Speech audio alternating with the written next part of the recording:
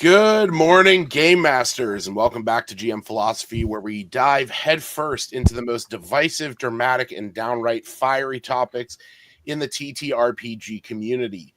And today we are cracking open the sacred tome of character creation and asking the question that might just start a party-wide fight.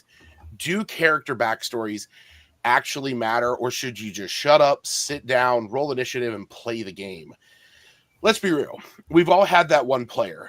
Backstory longer than the player's handbook, a tragic orphaned assassin prince with heterochromatic eyes and a mysterious tattoo that definitely means something. And the expectation that the GM will lovingly turn their personal novella into the spine of the entire campaign. But here's the thing. Do we really need that? Shouldn't your character's story come out during the adventure, not in a prologue you force everyone to pretend that they read? And on the flip side, is it lazy to come to the table with nothing but a name, a class, and a vague idea of being edgy but chill? Are we cheating ourselves out of emotional investment and development if we don't plant the seeds from session 0? So today we're asking, are elaborate backstories just narcissistic fanfics? Should character arcs grow organically, or do players need some kind of blueprint? And are GMs responsible for weaving personal lore into the campaign, or should it be a team effort? So grab your coffee, grab your dice, and maybe start trimming back that 3-page tragic orphan story down to a manageable paragraph. How you guys doing today? Doing good. Doing really good. Excited to talk about this topic. I, as a player, am one of those ones who tends to write a backstory that's longer than the player's handbook. Yeah.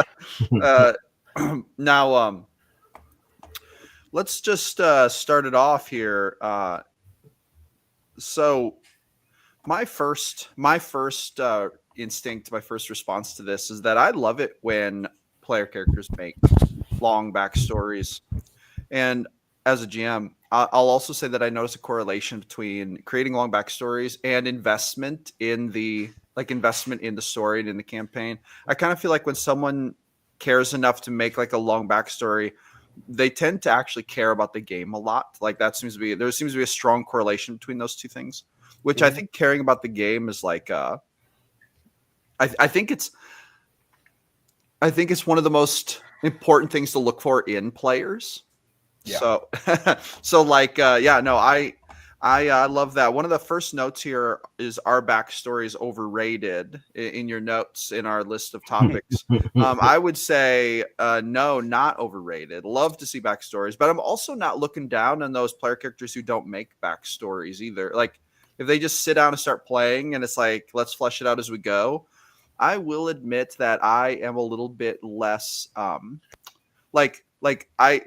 I always know there's a higher risk that those players are not going to be as serious.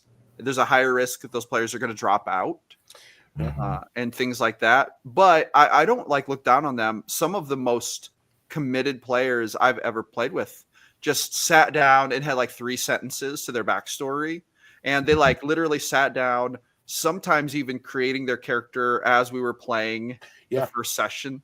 And they've been extremely committed. So, it's just when I'm running the math and doing the correlations, there's if someone treats it that way, there's an 80% chance they're not going to be there in 5 sessions for one reason or another. Yeah. They're going to drop out or they're going to lose interest. Whereas with the backstory thing, it's there's a 87% chance that 8 levels later, that character is still going to be running strong in the campaign, and that player is still going to be invested.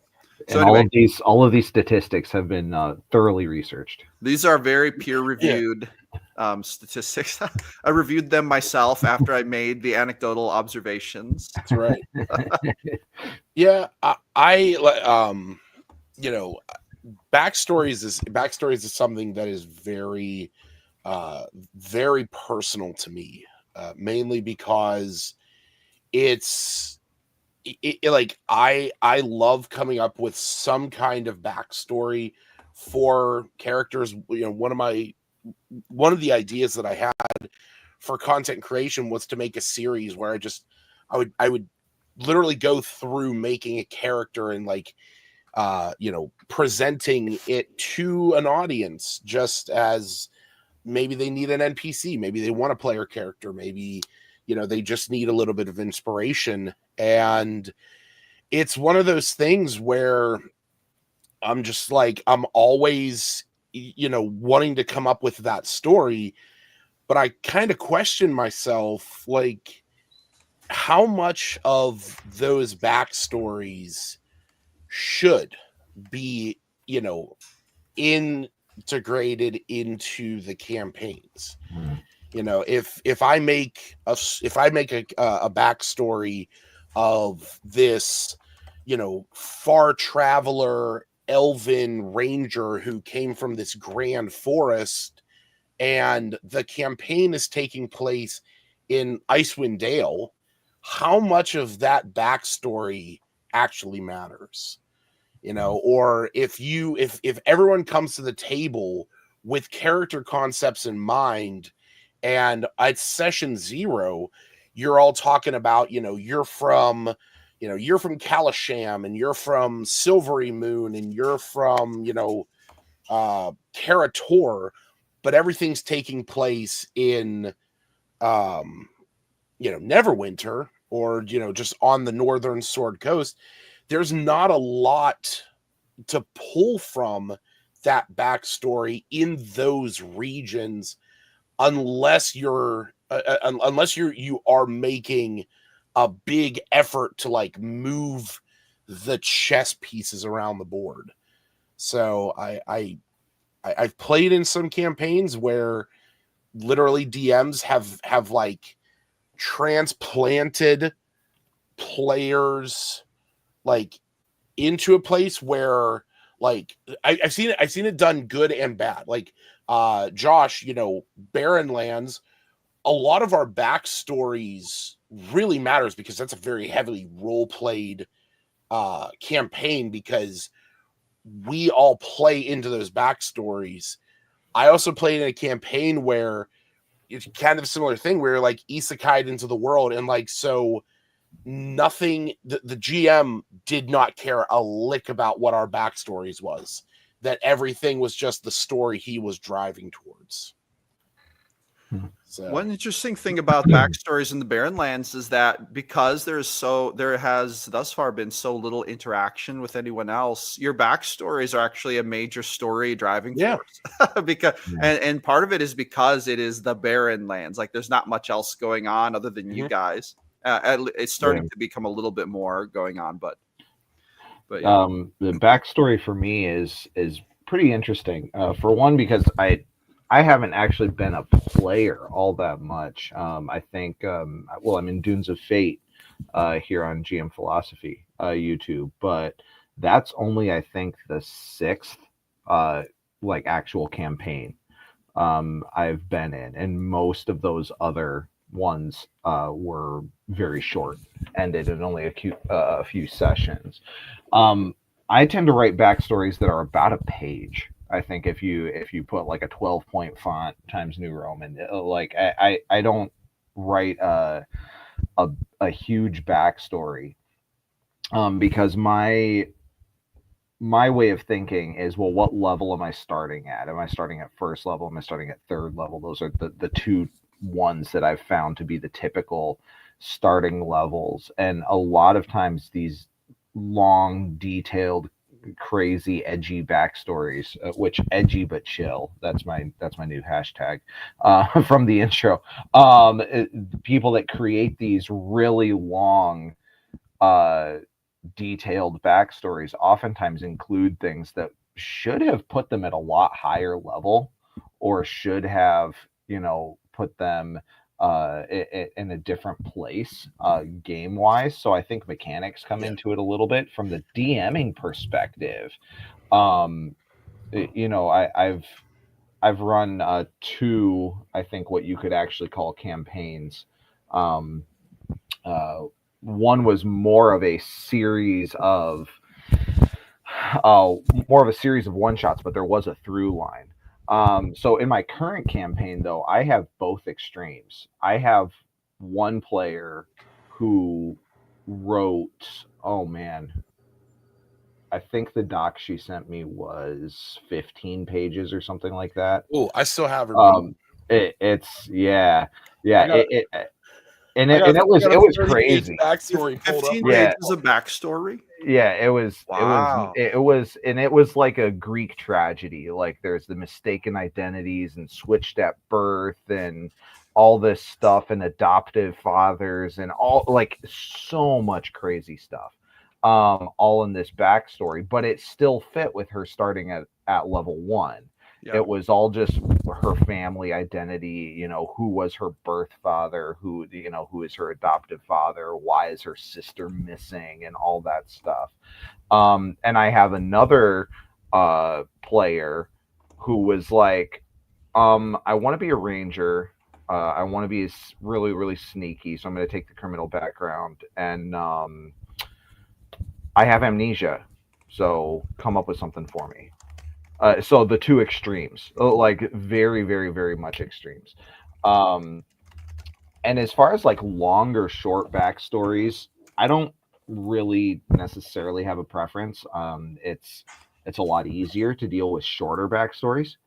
But what I'd rather see is deep backstories more than longer, short. So right now, I'm actually bringing a new player in to the campaign. And I've played with him before. He doesn't necessarily write very long backstories, but he very much tries to make sure that his backstory is actually connected to the world. He tries to make sure that his backstory is connected to, if possible, the other players. Now he's coming in a little bit later, so that part isn't going to be possible, but he wants to make sure it's like, okay, so what city would I be from? He wants to see the map that I drew, and he wants to say, you know, okay, so what is the government like? What's the structure like? If I take the noble background, what, you know, how involved would my family be in government versus, you know, the merchant circle versus, you know, the universities, and he wants to build all that. And so more than a longer, a short, I would say, if you really want to connect, especially if you really want your game master to connect your character to the story, to the campaign, don't go for necessarily long or short. Go for deep. And my personal take is your backstory should be a page. You know, and if you know, like I tell my students, I don't care if it's front half of the front and back, but if you hand me more than one piece of paper, you handed me too much. And as far as what you expect to be integrated into the campaign, hot take, but that should fit on an index card. Yeah. Now, before we jump in too much further, I keep forgetting to do this. This is a new thing that I keep forgetting to do. I want to give a huge shout out to our partner level Ko-Fi supporters. Right now, we have 2 partner level supporters, Solstice and David. And I want to just give a huge shout out. Thank you to the 2 of you for being partner level Ko-Fi supporters. Also, our latest gold level supporter, Craig. Thank you so much for supporting the channel and all that goes on here at GM Philosophy. And for supporting the Discord, the YouTube, and the email list. And if you want to be in the awesome community, doing awesome stuff with awesome people like us, other GMs who are in it to win it, make sure you join the Discord. Links in the description. But anyway, sorry, Calf, I didn't mean to cut you off. I keep forgetting to start my videos with the pitch to the partner level supporters. That's been a new development in the last month. It is all good. Yeah, no, I totally get this. I am that one who showed up at the table with, you know, a 20-page backstory. And in fact, as I it took me a minute to find it. I'm looking at my old character backstory. I never even finished fully writing it, and it's 31 pages. Oh man. But the thing is so that was a 4th level character is what we were walking into. And there's different chapters to it, and each chapter is kind of like a reason for like who he was. So like there's, you know, a chapter that is about like his like growing up with his parents and stuff to kind of explain race, class, stuff like that. the inciting incident. He was a warlock, so the contract that he signed. He was a monster hunter, so like explaining how he got into that. And then at 4th level, I took Magic Initiate Cleric. So I added a section about like why he had associations with that. And then Find Familiar was a big spell for him, so I added that section. But it's like, but at the end of the day, everything for that character is on half of one side of a paper. The character's brother was taken by a shadow demon. He signed a contract with a solar who he got his Asmirian bloodline from so that he could hunt down the shadow and get his brother back. He was trained by a guy for about 10 years to be a monster hunter to hunt this creature down. And he got a familiar from his solar. Now he hunts monsters. And then I had like a small list of personality traits. And that is what I handed to my friend who was running the game. I said, here you go. Here's the TLDR. Like, if you want to read the 31-page backstory that goes into like NPCs from his past and like moments that he had, more power to you, but I'm not going to hold you to that. Yeah. I think that's important too. I feel like the long narrative, drawn out novella style backstories, that's for the player. Yeah. But what gets handed to the dungeon master really should be that, you know, a good, like a page, you know, it could have all the details, but it should be, you know, tied to the world and all that. I think what a good backstory really includes is, who are you? Yeah. Where do you come from? How did you get the abilities you have? What's your motivation? All that stuff. And you know, who are your parents? You know, like I want to know what all those things, you know, all those things that show up on your sheet, on the character sheet. I want to know where all those came from. Yeah, I agree. And I'm going to send it to did you give him the cliff notes? Oh, yeah, I did. I'm going to send it to Josh. So I have a Google Doc that has 11 questions that is like my go-to when I have a new group, new players, and I've had this one for years, but it's 11 questions that I personally feel give the best just structure. And I'll send it to you, John, as well. Can I share it? Do you care? Oh, yes, please. Yeah. So it's, how did your character learn the skills and abilities to become their class? Does your character have family ties, or does your character have a family or ties to the world? What was your character doing before they were an adventurer? What's your aspiration? Like, what's that thing you want to look back on after the campaign and say, and feel accomplished that you did? What's your long-term goal? Like what do you mechanically want to accomplish by the end of this big adventure? And then what's your short-term goal? What's the first stepping stone or even like what are 2 or 3 stepping stones to get to that point? And then why did your character leave their life behind to do this? What are you going to miss about your previous life? And what will you not miss? What is your character willing to do to achieve their dreams? And what are they not willing to do? And then what does your character view as their greatest strength and their greatest flaw?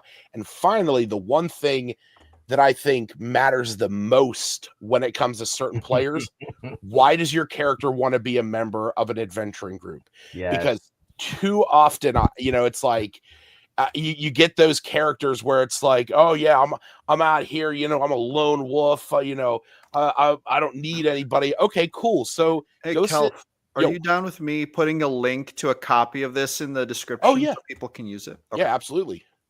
All right, everyone, I'm putting a link to this in the description. Yeah, definitely. But yeah, it's like okay, cool. Go sit in the corner. Go hang out by yourself, and the rest of the adventurers are going to go off, you know, to Honeywood, and they're going to go do grand adventures together. And it's like, yeah, well, I want to be that character. Okay, cool. Well, make a character that wants to be in that group. Yeah. The lone wolf character that doesn't play nicely with others character is a very complicated one, and I think the whole edgy but chill that's going to keep coming back is that's the rotten apple that spoils the bushel. That's that you're gonna wreck a whole campaign with that kind of attitude. And so the backstory there, I feel like getting to that question of are backstories overrated? No, absolutely not, especially for a good campaign. But in the talking points you had said, does scripting your character's journey rob them of organic development? Also, yes. It's you don't want to. You're not writing a prequel. You're writing a backstory. In literary terms, your characters, the story has an exposition, and then there's an inciting incident. Okay, my hot take is the inciting incident is session 1. Right. I don't want to know all your previous adventures. Why are you going on more adventures? If you know that the world is terrible and dangerous and horrible, why are you doing more? Okay, I'm a girl dad. I watch Frozen. In Frozen 2, there's this song where Elsa sings, "I've had my adventures. I don't need something new."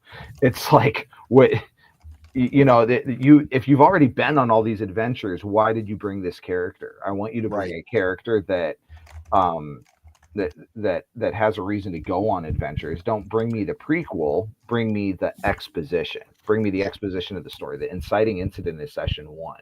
Now your character arc actually begins. And that that I feel like is something where if it's long or short, I don't care if it's long or short, but don't tell me about all your previous adventures. Like that's tell me those 11 questions. I think that was a great template for character backstory. This is the backdrop. This is what your character, why your character is who they are. Now let's have the adventure. Right. And I think a big factor of it is I do truly believe this. The extent of your background really matters with how much a DM wants to utilize any of it. I mean, one of the things that I try to do when I'm starting up a new campaign or something is I try and get all the players' backstories together on a piece of paper, on a document, and I try and do like a line plot of where there are connections. And for example, the one group that I run in person, when we have 6 players in that group, and we only have 5 now, but we had 6 players to start with. And when I gave everyone this same template, one of the things that was like, we didn't have a session 0 where we made backstories together, but 3 players organically just had in their backstories that people were tragically killed by these dark, shadowy assassins. And so that factor became a major point in what my structure of the campaign was going to be. Like, who is this group of shadowy assassins? What role do they play in the world? And why do these 3 people who have mysteriously come together and have no immediate relation with one another have this commonality in their background? And that has become the emergent story in the campaign, which was built around the Dragon of Icespire Peak. So it's like I could take that story, take what they, the seasoning essentially that they gave me, and craft around that. Yeah, absolutely. Now, I'd like to shift a little bit to the second topic here. Where should character development happen in regards to backstories, which we've already kind of been talking about actually a little bit, but Kelf, you had some things written, some subnotes written for this. At the table versus on the page. Should the story emerge through play instead of being pre-established? Do some players get frustrated when their backstories never pay off? Is that like a fear? Should backstories be co-written with the GM, not dumped in their inbox? These are these are good questions. As GMs, what do you prefer? I think I'm going to go out and say, first of all, I'm just going to kind of mirror what I said earlier. The story should emerge through playing. Like if players try to like cram too much story, like too much of the to be told story into the backstory, then that gets a little weird. When I say weird, I mean, well, it's probably not going to play out the way they expect it to, because even the GM doesn't know how it's going to play out, right? But with that being said, I find that that's kind of rare. I don't think players usually do that. In my experience, when players write a really rich, full, long backstory, they're not trying to they're not trying to create the story for the future. They're just establishing something for the past, foundation for the character. I've never had. I don't think players get frustrated that backstories never paid off, but I do try to pay homage to backstories quite a lot. And then, as far as co-writing them with the GM, I think that this is awesome when players do this, because you can really help make backstories feel more important in the world if you work together versus if they, I love it when characters like literally create new factions like in their backstory that I never even thought of or heard of before. But what's even better than that is if we work together with it. Like if we both co-create that together and they're like, hey, I have this idea for this faction. What do you think? And blah, blah, blah. And then this might actually really increase the odds that I'll find a great way to incorporate it in the story at some point. So anyway, where should character development happen? In the game for sure, but that backstory can really lend to it in a lot of powerful ways. I've definitely struggled with where I've fallen on this particular this particular aspect, because as somebody who enjoys writing, long, just like novellas for backstories, I like putting some detail in there, maybe where they come from, NPCs that are in their past, factions and stuff. But there is a part of me that when we're playing the game and somebody else who might not have a backstory that is as detailed as mine, when they just get to kind of make stuff up as they go at that point, there's a freedom that comes with coming to the table with maybe just 5 or 6 bullet points of your characters. I'm a blue dragonborn barbarian, and I left my village to go kill dragons. Okay, if that's all you're coming to the table with, you're an open book, and you can play into stuff now that if you came to the table with a 30-page backstory that outlines every single member of your family lineage, that outlines every relationship you had in your previous life, it's going to be one, like, sure, you can give that to your GM, but is you're going to GM remember that your third cousin twice removed was the Count of Galshun?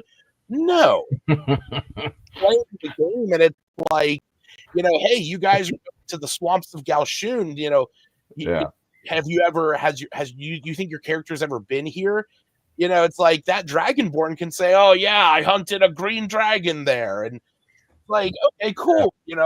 I didn't kill it. It nearly melted my skin off, but I've been here, and I think that's where there is a freedom. Like I said in the introduction, there's a freedom of just coming to the table, sitting down, rolling initiative, and just playing and letting that backstory become emergent. Yeah, I think this is one of those things where the best stories, and from my literature background again, the best stories aren't about being a hero. The best stories are about becoming a hero. And there's a little bit of nuance there. If you come to the table already as Superman, that's like, okay, well, we know you're going to win, and we expect certain things to happen. But that, Man of Steel was one of my favorite Superman movies of all time because we got to see him become Superman. We got to see him deal with all that. We got to see him go from this very insecure kid with like weird powers that he didn't understand, and dealing with, well, how do I use these, how do I get this, and he had a backstory. He grew up on a farm in the breadbasket of the US. He did this, he tried to, he melted a door in his elementary school. He didn't know what happened. He beat a kid up in high school and almost killed him.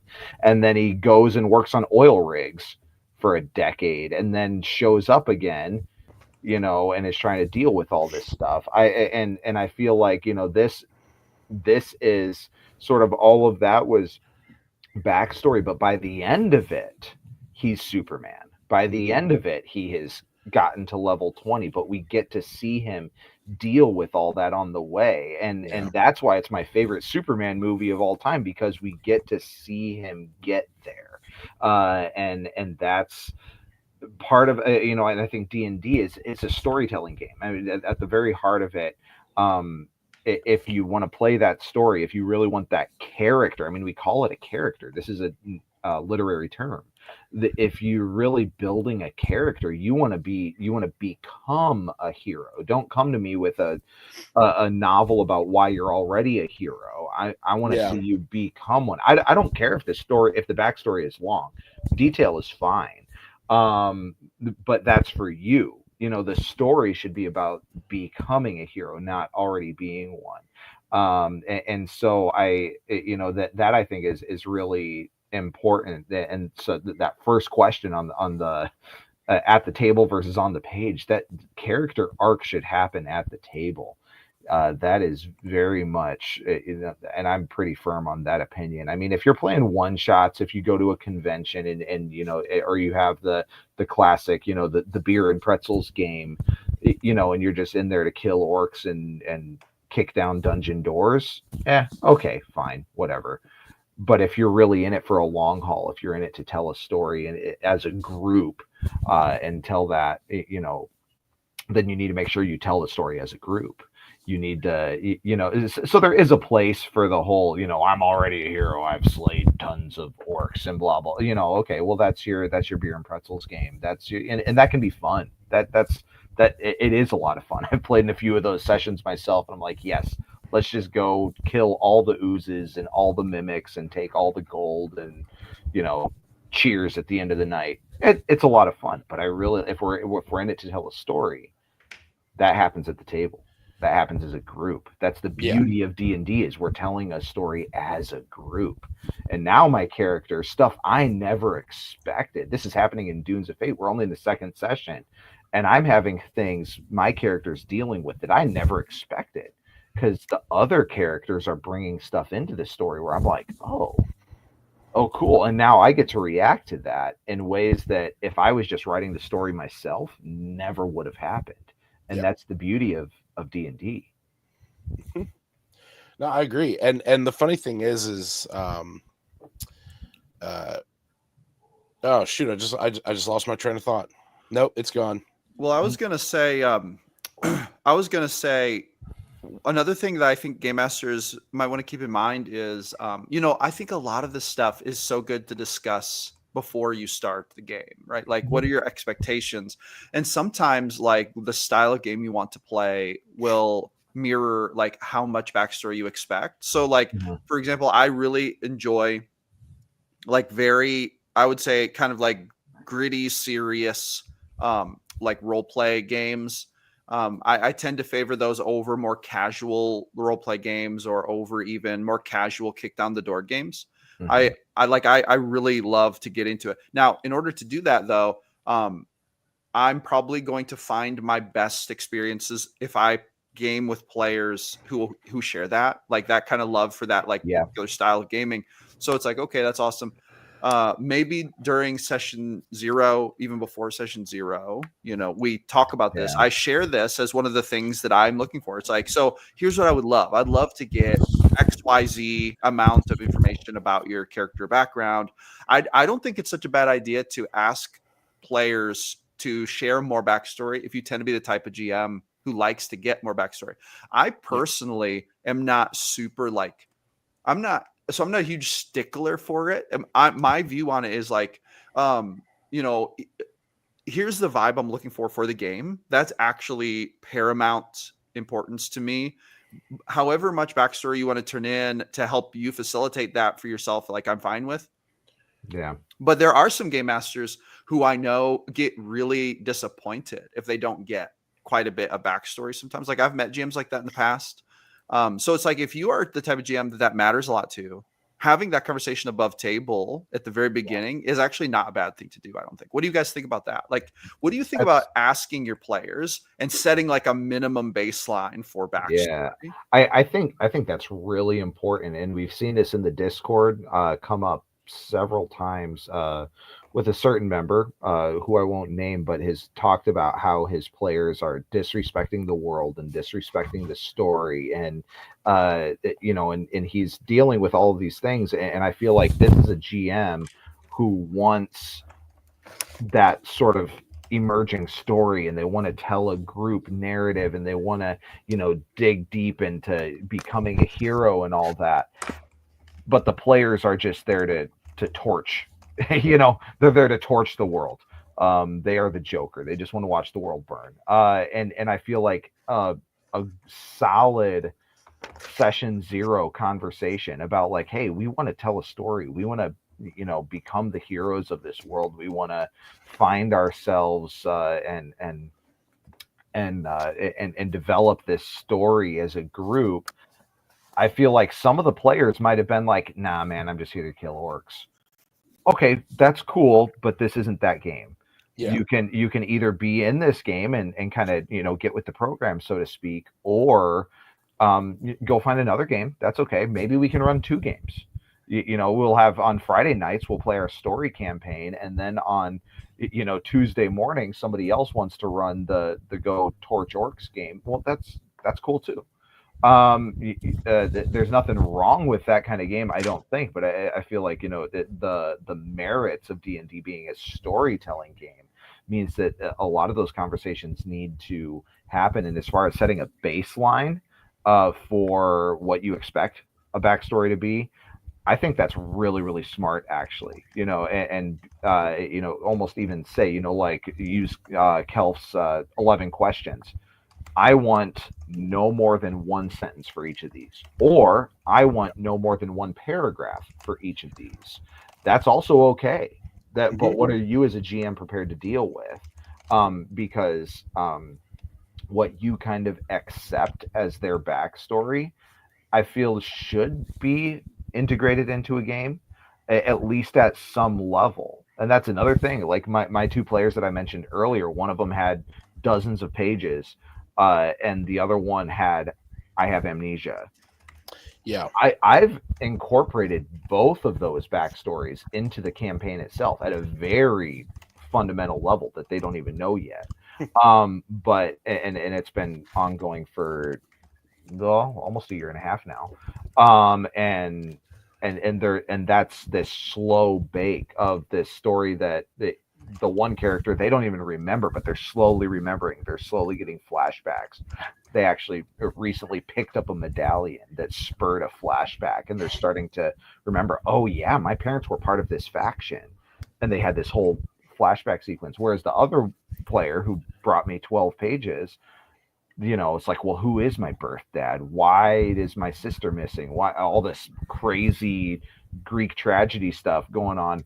And I'm like, well, that's part of it too. That's part of the deeper issue that the world is going through, that the players are discovering, well, that the characters are discovering and becoming heroes throughout that. Both of them are getting integrated. I think whatever the player brings, there is a sort of an expectation to at least incorporate some of it, or at least make an effort toward. I have a few other players that didn't really give me a deep backstory. And so I'm like, okay, well, at least what are your motivations? You know, which god do you worship? You know, what's your goal? What's your short-term goal? Let's at least get that out of the way. And so that I feel like is really important, setting that base expectation, or alternatively just be prepared to work with whatever they bring you. Yeah. Well, what you're talking about, what is your goal at least? Yeah, That's yeah, setting motivation. And yeah, you kind of have to know motivation to role play a character. yeah. One of my characters, he started with one character, and his motivation was save the village, save his family. Well, they did that in the first kind of story arc, and then he's like, I don't think I would continue to adventure at this point. I was like, that's okay. You want to bring on a new character? And he's like, yeah, absolutely. And so now he's bringing in another character who is actually on the opposite side of that little faction war from the first arc, but through that realized that he was in the wrong. And his god is all about honor and doing what's right. So he's like, I have to restore what I've done. So now I'm going to help these people fix all the wrongs that we did previously. And so that's his motivation now. He's like, I'm going with this guy because he's got his head on straight. I'm following him. And now I'm I'm trying to fix everything. I'm trying to, rectify the wrongs. And even though he doesn't have a really deep, really involved backstory, he at least has a motivation to be there with the party and to hunt down the bad guy. Yeah. Now the amnesia character that you were talking about, when you did those flashbacks,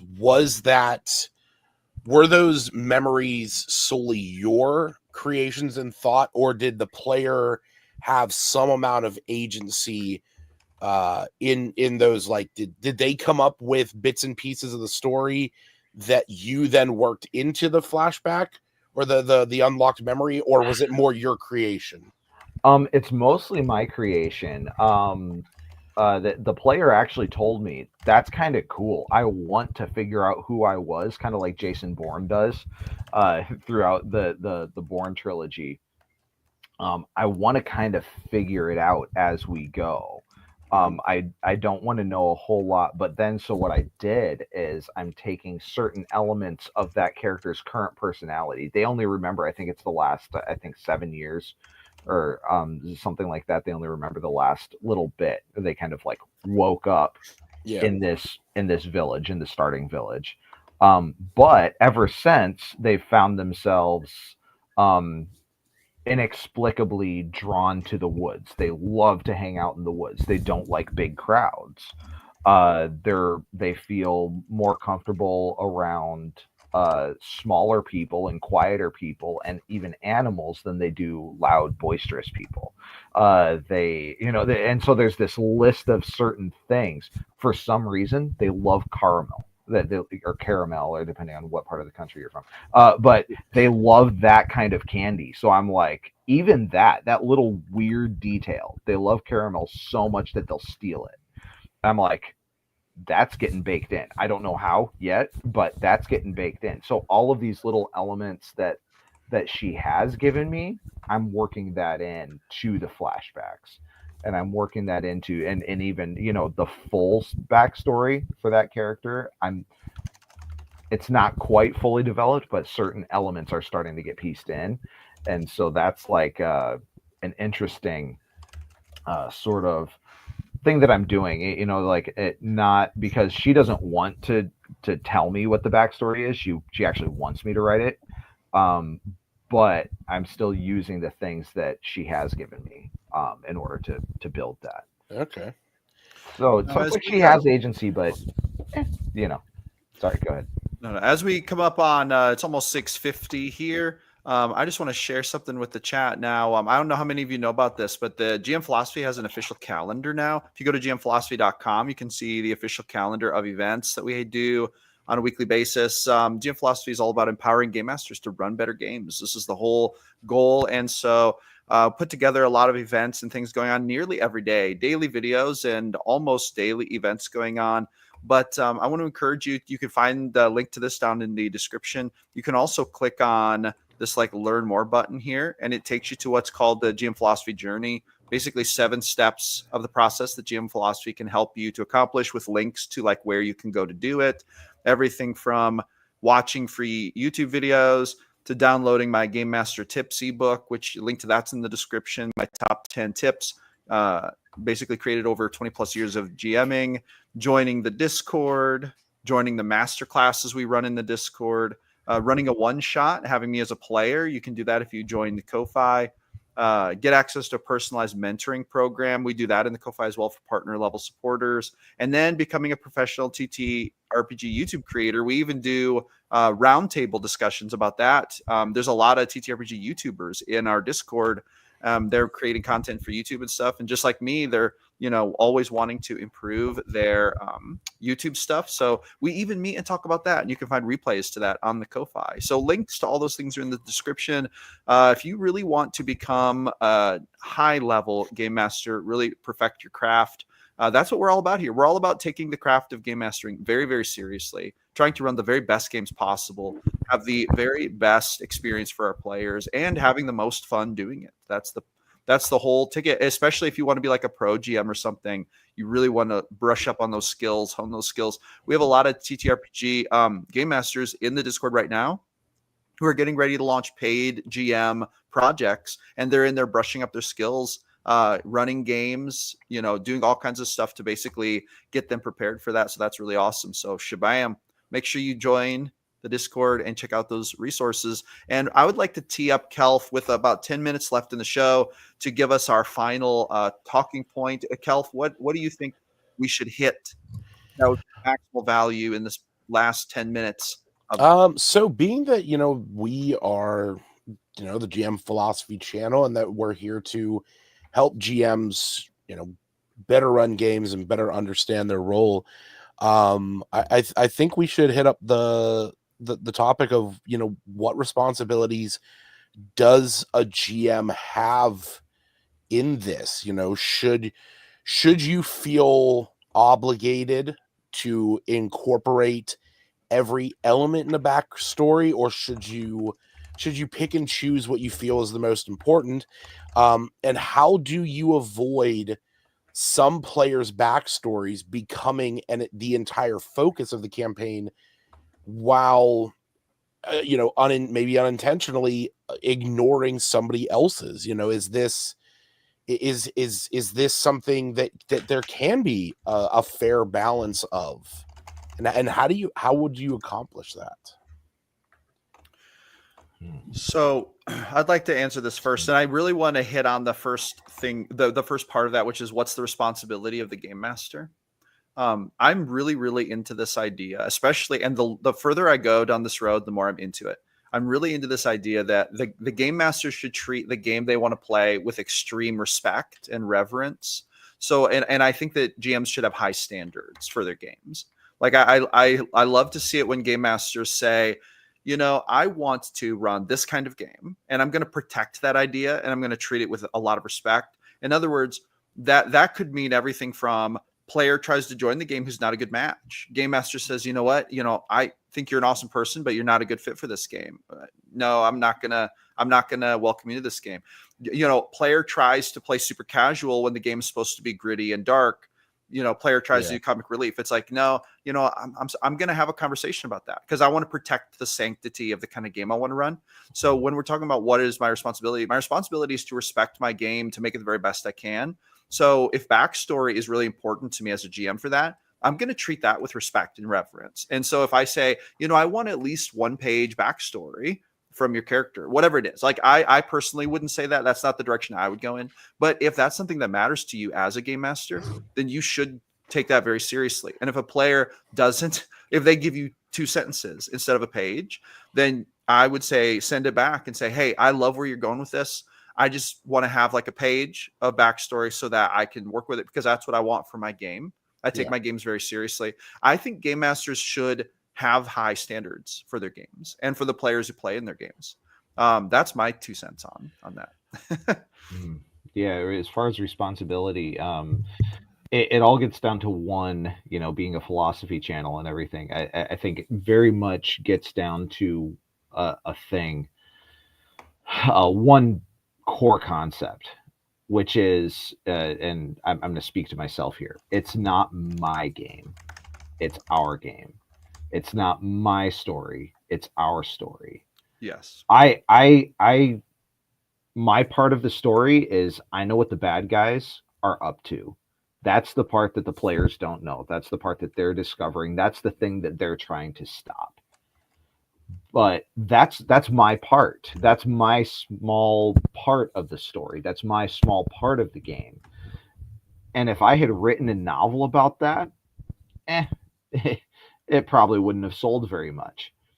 But because from the very beginning I incorporated backstory, I incorporated players' thoughts, I incorporated the characters, things going into it. Well, now, and those of you who are on the Discord will be familiar with a few of the things I'm about to say. Now, the cult of Demina exists.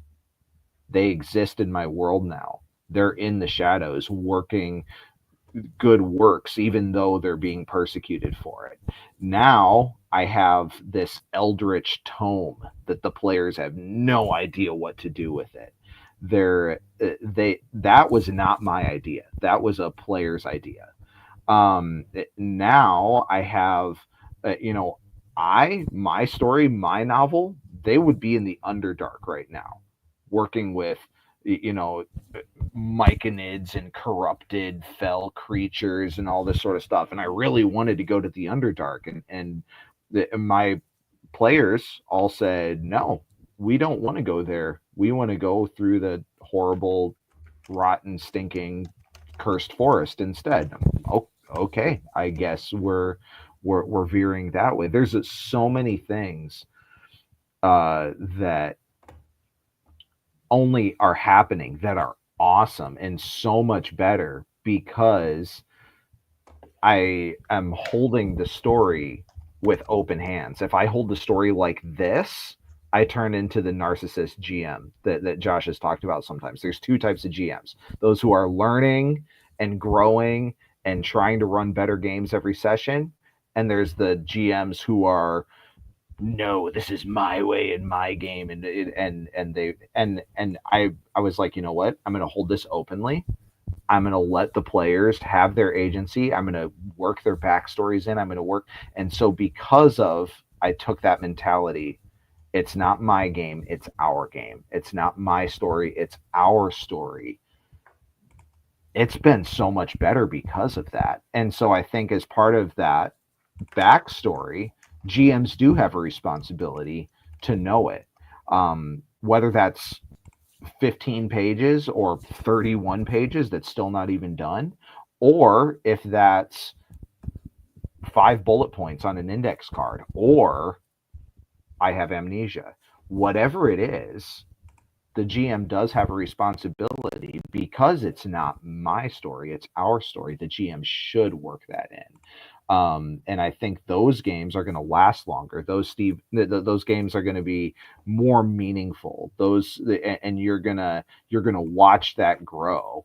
And it might take time. Here I go with the apples again. I've planted apple seeds and watched them grow from a leaf out of the dirt like this into I have a 10-foot tree in my yard right now that I planted 3 years ago. And that's the coolest tree. I bought a tree at Stein's Garden and Home. Okay, cool. But watching it grow and watching nature take its course is so much better. And I think part of doing that is allowing the players to have their part of the story too. So I'm ranting now. I will Very listen. well said. I will listen to Kelp at this point. Very well said, and I agree. Yeah, definitely. I mean, and that's the thing. I kind of said it from the beginning. I'm one who puts a lot of time and effort into backstories, and as somebody who, I'm taking a bit of a break at the moment from running some of my games, but as somebody who's been running games for the last 10 years, but running like 3 games for the last like 4 or 5 years, the characters' backstories are something that I regularly try to remind myself of, because when you come to the table and you sit down as a player, your backstory is the only, I mean, in the first session, your backstory is really the only thing you have to go on. It's the only thing that you have to tie yourself to whatever world is being put before you. And until you really start getting into whatever adventure that the GM is aiming for, that is it. So as a GM, you need to make your characters, I mean, you need to make your players want to explore the world they're in. If they have no way to associate themselves with a bit of familiarity into the world that they're in, then it's a lot harder for them to draw those personal connections and to really get integrated into it. And there's definitely campaign styles that, the backgrounds can play a bit of a minor role, but if you're making your characters all centralized around one certain region or one certain area, you want to try and work with your players to get some backstory that puts them in that area, because it makes your life so much easier as a GM when your players give you backstory. Like, that's the whole thing, like, it makes your life so much easier. And a point that I was going to make before, with, regarding writing 20-30 page backstories, if you have those, sure, you can pull those details from it. And I made a comment about, if you have a player who has a limited backstory or has no backstory, you kind of have room to work with that.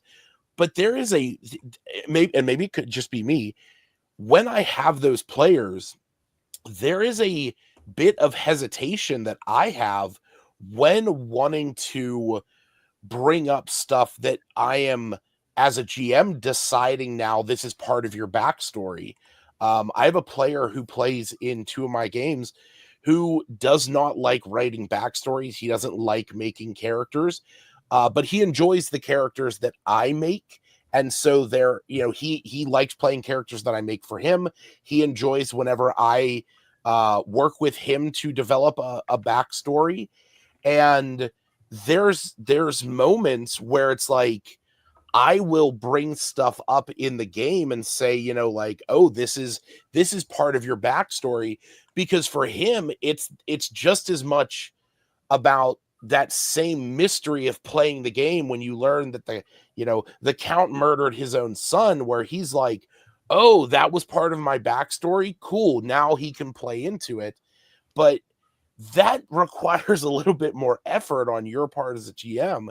So as much as I do think it is up to GMs, it is our responsibility to work with the players to get that backstory in there, but you need to have some kind of structure and some kind of guideline that can give us that information.